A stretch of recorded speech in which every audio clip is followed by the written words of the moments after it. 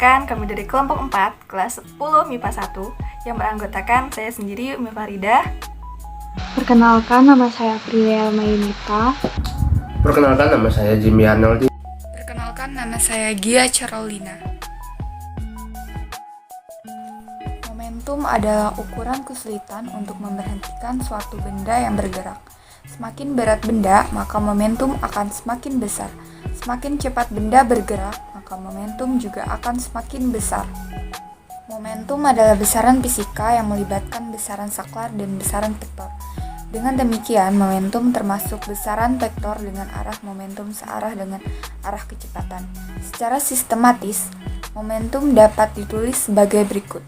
I sama dengan M dikali V. Keterangan, P sama dengan momentum, satuannya adalah kilogram meter per sekon.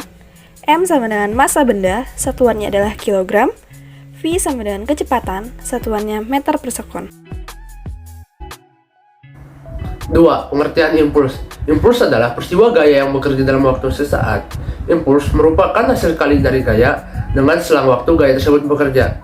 Jadi, impuls berkaitan erat dengan arah. Impuls digunakan untuk menambah, mengurang, dan mengubah arah momentum dalam satuan waktu.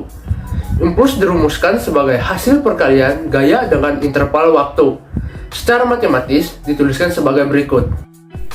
I sama dengan F dikali delta T. Keterangan, I sama dengan impuls, F sama dengan gaya yang bekerja pada benda, satuannya adalah Newton, delta T sama dengan waktu kontak, satuannya adalah sekon. Hubungan antara momentum dan impuls. Hubungan antara impuls dan momentum, yaitu impuls yang dihasilkan oleh suatu peristiwa akan sama dengan perubahan momentum. Jika dalam suatu kasus ada perubahan dalam kecepatan objek, juga akan ada perubahan dalam momentum, bahwa perubahan momentum akan sama dengan momentum yang bekerja. Arah gerakan akan mempengaruhi ukuran impuls. Momentum dan impuls mempunyai suatu hubungan yang dikenal dengan nama teorema impuls momentum. Bunyi teoremanya adalah impuls yang dikerjakan pada suatu benda sama dengan perubahan momentum yang dialami benda tersebut, yaitu benda antara momentum akhir dengan momentum awalnya. Adapun hubungan antara momentum dan impuls dituliskan dalam persamaan berikut. I sama dengan delta P sama dengan M delta V.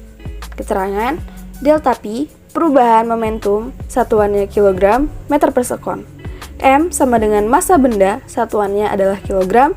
Delta V perubahan kecepatan, satuannya adalah meter per sekon.